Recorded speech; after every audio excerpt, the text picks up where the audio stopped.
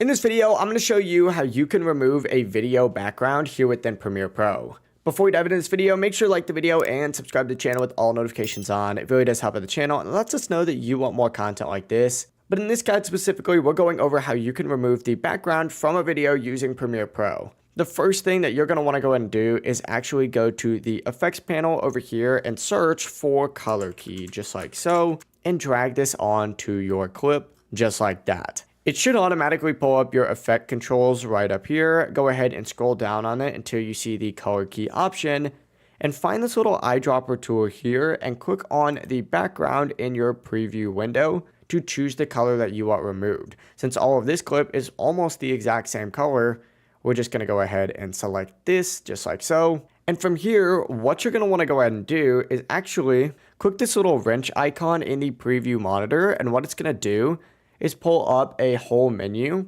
Find transparency grid within this menu so that you can clearly see what is currently being keyed out. After doing so, what you're going to want to do is actually go back over here and find your color tolerance and your edge thin as well as your edge feather sliders, and essentially just adjust them slightly until you get that background keyed out. You're going to want to adjust all of these just because it'll help you overall. I recommend not adjusting the edge thin too much just because you do still want to keep it somewhat crisp, but as you can see, we're getting the majority of the background gone. If you really want to be more precise, you are able to go ahead and keyframe them out.